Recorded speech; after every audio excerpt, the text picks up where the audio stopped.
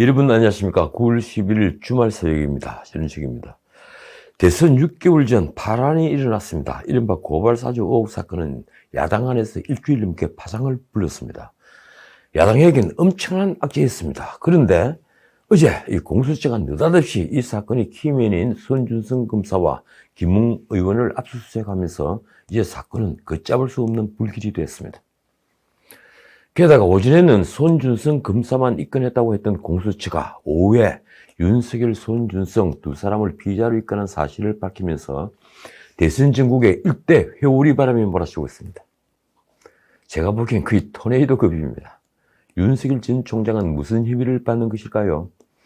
직권남용, 공무상 비밀 누설, 그리고 개인정보보호법 위반, 공직선거법 위반, 이 4개 혐의입니다.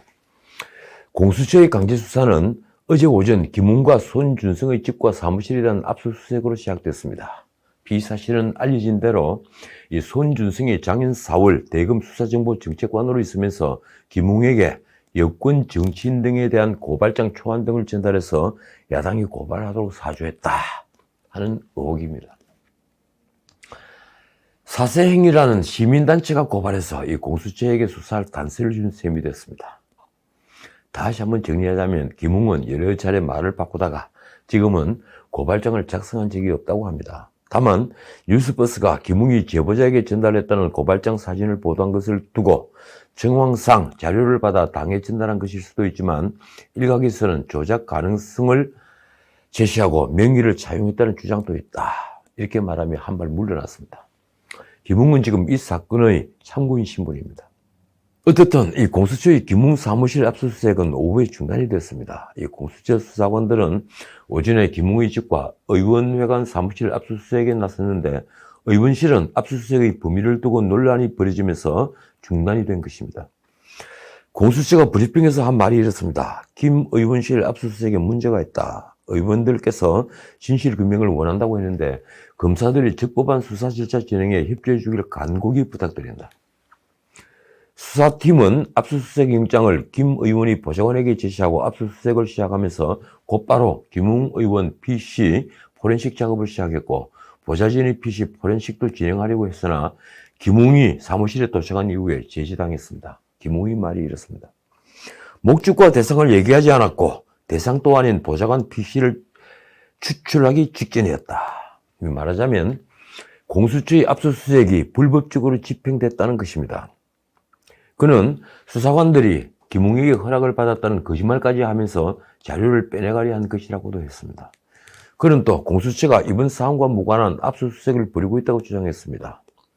압수수색에 불순한 의도가 있다는 주장입니다. 그는 그 근거로 공수처 검사 등이 의원실 컴퓨터 등을 압수수색하면서 검색한 키워드가 이번 사안과는 관련이 없는 조국, 정경심, 추미애 등이었다는 것을 들었습니다. 그렇다면 정말 문제죠. 전주의 원내대변인은 압수수색에 참여한 검사와 수사관 5명을 포함해 6명을 직권남용 권리행사 방해죄로 고발할 예정이라고 밝혔습니다. 전주의 말입니다. 오늘 목도한 것은 정말 아마추어적인 수사의 ABC도 모르는 공수처의 민낯이다. 그는 김진우 공수시장 등에 대한 고발도 검토할 예정이라고 했습니다. 공수처 입장은 이렇습니다. 영장에 기재된 압수수색 대상이 구체적으로 정확하게 기재되어 있어 불법이라는 주장은 사실이 아니다. 공수처는 거꾸로 김웅이 공무집행을 방해했다는 취지로 말했습니다. 이 김기현 원내대표의 말은 또 이렇습니다. 야당이 제기한 문제에 대해서는 지지부진, 세월을 늦추기만 하다가 여당 측에서 제기한 문제에 대해서는 정광석화처럼 기습 암침하는 것처럼 했다. 심각한 야당 탄압이다. 그러면서 당으로 들어온 공익제보를 어떻게 처리할지는 정당의 문제지 공수처가 개입할 사안이 결코 아니라고 했습니다. 그런데 이 공수처 관계자의 말이 다시 논란을 불렀습니다. 이날 정부 과천청사 공수처 기자실에서 취재진과 질의응답을 하면서 이게 국민적 관심사 아닌가라며 관계자라는 사람이 한 말이 이렇습니다. 이게 사실이라면 엄청나게 중대한 범죄다. 국민적 관심이 높고 사건의 중요성 때문에 정치권은 물론 언론에서도 신속하게 수사하라는 의견이 대부분이었다. 그래서 신속한 강제수사 필요성이 있었고 다른 사건보다 우선해서 하는 걸로 판단했다. 그런데 이 논란을 부른 건 그 다음이 말입니다. 국민적 의혹이 제기되고 정치적 논란이 많고 한 부분에 대해서 실제로 사실관계 규명할 필요가 있다. 죄가 있냐 없냐는 그 다음이 문제다. 그는 바로 이 죄가 있냐 없냐는 그 다음이 문제라는 말을 수차례 했다고 합니다. 이걸로 엄청난 혼란과 관심이 있어서 수사기관이 명쾌히 밝혀라는 게 지금 언론이 사실과 관련 기사들로 나오는 것이고, 강제수사가 필요하다고 언론이 이야기해서 강제수사한 것이 죄가 있냐 없냐는 그 다음의 이야기다. 이것이 무슨 말인가요? 무슨 웃기는 말인가요? 세상에 관심이 쏠리면 죄가 될 간수가 없어도 강제수사를 할 수 있다는 얘기입니까? 그렇게 법학을 배운 겁니까? 그 관계자가 누구인지는 모르겠는데 그는 이 말에 책임을 져야 합니다. 적어도 법률가라면 말입니다. 이 사건의 최종 타깃인 윤석열은 지금 분노하고 있습니다. 그는 여전히 신빙성 없는 괴문서에 의한 정치 공작이라고 주장합니다. 어제 이른바 압박 면접에서도 상식적으로 납득되지 않는다라고도 했습니다. 그런데 이 민주당은 윤석열을 조폭두목이니 정치 깡패니 괴물 등 정치 도의적으로 절대 쓸 수 없는 말로서 모독을 계속하고 있습니다. 언론은 어제 민주당 최고위원회의가 윤석열 성토 대회였다고 썼습니다.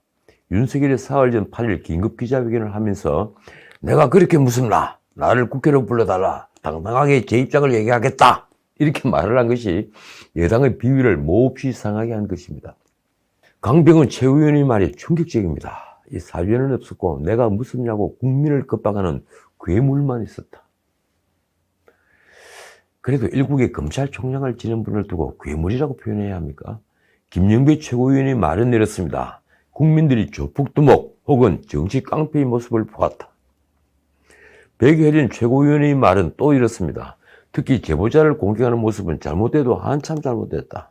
공익신고자는 그 누구도 인적사항을 공개해서는 안 된다. 그런데 제보자를 대검감찰부가 공익신고자로 한 건 잘못이라는 유권 해석이 이미 있었습니다. 그리고 그 공익신고자라는 제보자는 이틀 전에 JTBC와 인터뷰까지 했습니다. 이제 알만한 사람은 그 이름을 다 알고 있죠. 전현희 국민권익위원장은 10일 대검찰청에 윤석열 전 검찰총장의 고발 사주 의혹 제보자를 공익신고자로 인정한 데 대해 최종적으로 공익신고자를 결정하는 기관은 권익위라고 밝혔습니다. 전현희 국민권익위원장은 어제 라디오에서 공익신고자 판단기관을 명확히 했습니다. 법에 규정되어 있는 공익제보자 보호조치를 할 수 있는 기관은 권익위가 유일하다. 대검이 나중에 철회했지만 제보자를 공익신고자로 발표한 것이 월권임을 명확히 한 것입니다. 전현희가 대검의 참여를 생각해서 최종적으로 정리한 말은 내렸습니다. 공익신고 접수기관으로서 공익신고 요건을 갖춘 제보가 접수됐다는 뜻이다. 대외적인 효력은 없지만 수사 절차에서 제보자의 비밀을 보장하는 조치를 하는 것이다. 또 한 사람이 키맨 손준성을 두고 벌어지는 논란도 뜨겁습니다. 이 윤석열 측은 손준성 전 수사정보정책관이 추미애와 더 가까운 사람, 이른바 추미애 사람이라고 밝혔습니다.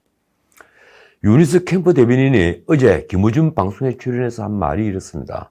손준성은 윤 총장의 수족을 자르기 위해 추 장관이 인사를 했을 때 온 분이다. 그러면서 애초 윤석열은 재림자 유임을 원했지만 추미애가 작년 1월 1차 검찰 인사 대학사를 했을 때 대검에 송금사가 오게 됐다며 이렇게 말했습니다. 김웅에게 고발장을 보냈다는 작년 4월 3일은 대검에서 윤석열과 석 달도 같이 근무하지 않은 신참인 시점이었다. 어떻든 지켜보는 제 생각은 이렇습니다. 추락하는 윤석열이 다시 날개를 달았다. 그렇습니다. 그동안 윤석열이 반문의 상징으로 떠오른 것은 권력 핵심으로부터 탄압받고 있다는 이미지 때문입니다. 윤석열은 여러 네거티브에 휘말린 데다 여러 차례 설화로 지지도가 급락했습니다. 그런데 권력이 그를 다시 이 공수처라는 권력기관의 피의자로 만들면서 그는 핍박을 받는 약자가 되고 있습니다. 기가 막힌 것은 평소 사건이 접수되면 온갖 이유로 미적미적거리고 핑퐁을 하던 공수처가 윤석열 이름이 나오자 번개처럼 행동하고 있다는 것입니다. 사세형이 고발장을 낸 지 불과 일주일이 됐습니다. 적어도 윤석열을 피의자로 입건하고 손준성과 현역 의원인 김웅을 압수수색하려면 윤석열이 손준성을 통해 제3자의 고발을 사주한 단서 정도는 확보해야 하는 게 아닙니까? 특히 윤석열은 지금 야당 대선 주자 중에서 가장 앞서는 선두주자입니다. 말하자면 대선에 엄청난 파급력을 미칠 수 있는 수사라는 것입니다. 그런데 어젯밤 또 뉴스가 터졌습니다. 이 방송을 준비하는 중에 특종 보도가 나온 겁니다.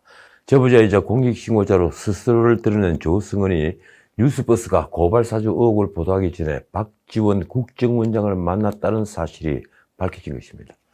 TV조선 특종입니다. 이 두 사람은 8월 11일 서울 도심의 호텔 식당에서 식사를 했다고 합니다. 뉴스버스가 조승은으로부터 텔레그램 대화 캡처를 제보받았다고 밝힌 날짜인 7월 21일과 이를 보도한 9월 2일 사이의 시점입니다. 박지원도 TV조선 측에 조승은을 만난 사실을 인정을 했습니다. 그런데 이번 사건과 관련해서 대화는 전혀 없었다고 했습니다. 과연 그럴까요? 조승은은 2016년 국민의당 공천관리위원을 지내며 당 지도부였던 박지원 원장을 알게 됐답니다. 이후에 박지원이 비상대책위원장을 할 때 비대위원을 지냈습니다. 과연 박지원은 이번 사건과 아무런 관련이 없을까요? 사건은 점점 오리무중이 되어갑니다. 이틀 전에 언론인 한 분과 이 제 방에서 인터뷰를 했습니다. 이 고백하자면 미처 질문사항을 다 보지 못해 정리되지 않은 말을 한 셈인데 그 인터뷰를 끝내고 나서 참 인터뷰는 어렵다는 생각을 했습니다. 방송국에서 일할 때 몇 년 동안 매일 수없이 인터뷰를 했으면서도 말입니다. 마침 국민의힘 대선 주자들이 그날 압박 면접이란 걸 했습니다. 어제 방송에서 잠깐 그 느낌을 말씀드렸는데 오늘은 그 얘기를 좀 할까 합니다. 도대체 이준석은 왜 이러는 걸까요? 이 압박 면접을 기획한 의도가 무엇입니까? 홍준표 후보의 말이 바로 정답입니다. 26년 정치하면서 대통령 후보를 면접하는 것도 처음 봤고 또 면접을 하면서 모욕 주는 당도 처음이다. 그는 이렇게 토로하기도 했습니다. 3명 면접관 중에 2명을 반대 진영 사람을 앉혀놨다. 외골수 생각으로 살아온 분들의 편향적인 질문으로 후보의 경륜을 묻는 게 아니라 비아냥대고 조롱하고 일길된 22분이었다. 그래서 다시 묻습니다. 이준석과 정홍원은 도대체 무슨 의도로 이런 행사를 계획한 것입니까? 정권 교체를 해야 하는 이 절체절명의 시간에 당의 대선 주자들을 바보 멍청이로 만들면 무슨 이익이 있는 것입니까? 저 역시 아직까지 정당에서 대선 주자들을 두고 이런 식의 면접을 하는 것을 보지 못했습니다. 어느 문민국의 정당에서도 없는 일입니다. 단 국회의원 후보들은 각 선거구에서 경선을 치르기 전에 중앙당에서 필요하면 기본 자질과 정치성에 대한 인터뷰를 하기도 합니다. 그런데 대통령 후보 혹은 내각제의 경우에 총리 후보인 당 대표 경선에서 압박 면접을 한다. 그것도 검증되지 않은 당외 인사를 동원해서 면접을 치른다는 것은 상상할 수 없는 일입니다. 무엇보다 이런 인터뷰는 인터뷰이들, 그러니까 대선 주자들에게 공평하지 못하게 됩니다. 같은 질문이 주어지지 않을 뿐더러 압박 면접관의 성향에 따라 면접의 난이도가 출렁일 수 있기 때문입니다. 우선 면접관의 자질 문제입니다. 이번 면접관 3분 모두 훌륭한 지식과 식견을 갖췄기 때문에 면접관이 되었겠죠. 그러나 제 경험에 비춰봤을 때 아침 라디오 시사 프로그램을 진행하다 보면 15분 정도 주어지는 시간에 현안에 대해 질문을 하면서 인터뷰로부터 충분한 답변을 끌어내려면 많은 경험과 진행자의 지식이 필요합니다. 엄청나게 공부를 해야 합니다. 그런 인터뷰 경험이 수천 번이 쌓였는데도 여전히 인터뷰는 어느 쪽이든 어려웠습니다. 그런데 그런 인터뷰 경험이 거의 없는 3분이 압박 면접관으로 대선 후보들을 인터뷰한다는 게 상상이나 할 수 있는 일인가요? 유승민 후보도 불만을 토로했습니다. 면접관에게 문제가 있다. 제가 알기로는 진중권 교수는 윤석열 후보를 공개적으로 지지한 사람이다. 선관위가 어떻게 저런 분을 면접관으로 모셨는지 모르겠다. 특히 대선 후보를 인터뷰한다는 것은 매우 어려운 일입니다. 후보에 영합하는 질문만 던진다면 홍보 담당자로 전락하게 되고 자칫 후보의 정책을 따지는 모습을 보이게 되면 그 후보에 대한 공격수가 되어버립니다. 시청자의 궁금증과 의심을 해소할 질문을 기분 나쁘지 않게 안배한다는 게 말처럼 쉬운 게 아닙니다. 그런데 국민의힘 압박 면접은 후보당 불과 22분의 시간이 주어졌습니다. 그 시간에 무엇을 물을 수 있을까요? 제 경험을 얘기하자면 지난 대선 때 후보들을 모두 2시간씩 생방송으로 인터뷰를 했습니다.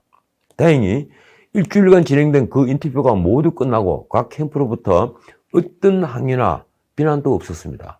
후보들에게 아픈 질문도 던졌고 정책이 불합리한 점도 물었지만 말입니다. 그런데 그건 2시간이라는 시간이 주어졌고 질문사항도 난이도를 공평하게 배분했기 때문에 가능한 일이었습니다. 그 질문지를 몇 번씩 점검했습니다. 그런데 신문 보도를 보니 국민의힘 압박 면접은 그게 아니었습니다. 면접관이 짧은 지식으로 후보들이 정책을 따지고 든다면 그건 후보들을 깎아내리는 행동으로밖에 보이지 않습니다. 보도된 내용 중에 몇 가지 예를 들어 볼까요? 진중권 교수는 유승민 후보에게 여성가족부 폐지 공약을 집중적으로 캐물었습니다. 안티페미니즘의 편성에 드라이브를 걸기 위한 게 아니냐. 유승민 후보는 여성부 대신에 양성평등위원회 설치를 주장합니다. 저도 마찬가지입니다. 여성부는 통일부 교육부 폐지 주장과 함께 작은 정부 정책의 일환으로 주장되기도 합니다. 그런데도 여성부 폐지를 안티페미니즘으로 연결시키는 것을 저는 이해하지 못합니다. 그런데 더 큰 문제는 면접관이 후보들이 반발하는데 함께 맞대응하고 나온 겁니다. 진중권 교수는 유승민 후보의 불만에 페이스북에서 이렇게 썼습니다. 면접관 제의를 받으면서 매우 까칠할 것이니 딴소리 하지 마라. 누구 편을 들었다는 따위 소리 하지 마라. 이렇게 말했다면서 또 이렇게 반발했습니다. 유승민에 대해 할 말이 있는데 적당한 기회에 하겠다. 이게 무슨 협박하는 건가요? 홍준표 후보는 진중권 교수와 비례대표 폐지 및 국회의원 축소 등을 놓고 논쟁을 벌였습니다. 그런데 신문기사가 오버가 아니라면 코미디 같은 문답이 벌어졌습니다. 진중권 교수는 1인 2표인데 비례대표를 폐지하면 국민의 한 표를 잃어버려 당시 헌재에서 위헌 판정을 받은 것 아니냐고 지적을 했고, 홍준표 후보는 헌법을 바꾸면 되지 않느냐 이렇게 말하며 헌재도 폐지할 수 있다고 했습니다. 도대체 진 교수가 말하는 헌재 결정문은 어디서 나온 겁니까? 놀랍게도 진중권 교수는 국민의힘을 폐지하는 것은 어떠냐고 맞받아쳤습니다. 그런데 우리 헌법은 41조에서 국회의원 수는 법률로 정하되 200인 이상으로, 그리고 비례대표제와 기타 선거에 관한 사항은 법률로 정하도록 하고 있습니다. 물론 단원제인이 상하원을 들이면 개헌을 해야겠지만 국회의원 총수를 200인으로 할 수 있는 것이며 또 비례대표제 역시 법률을 폐지할 수 있다는 게 제 생각입니다. 최재형 후보의 공약을 두고 진중권 교수가 공약을 보면 울트라 라이트고 시장 만능주의라고 비꼰 것도 문제입니다. 그는 특히 작은 정부를 낡은 구호라고 따졌습니다. 기가 막힙니다. 최재형 후보는 작고 스피디하고 스마트한 정부라고 비켜가는데 작은 정부와 감세는 여전히 서구에서도 보수 진보를 가르는 중요한 잣대입니다. 정치학 교과서만 읽어보면 다 알 수 있는 내용입니다. 진 교수는 누구의 책을 읽었길래 작은 정부를 낡은 구호라고 폄하한 것일까요? 게다가 문재인 정부는 공무원 수를 파격적으로 늘리는 등 큰 정부를 만들어서 미래 세대에 부담을 안기고 있습니다. 거의 모든 사안이 이렇습니다. 이러니 만약 시간이 넉넉해서 제대로 토론을 벌였다면 면접관들은 어떤 망신을 당했을까요? 저는 아직도 궁금합니다. 이런 압박 면접 프로그램은 도대체 누구 아이디어이며 무슨 목적으로 기획한 것입니까? 무슨 의도가 숨어 있는 것입니까? 자, 오늘은 여기까지입니다. 10일 오전, 그냥 어제 오전입니다.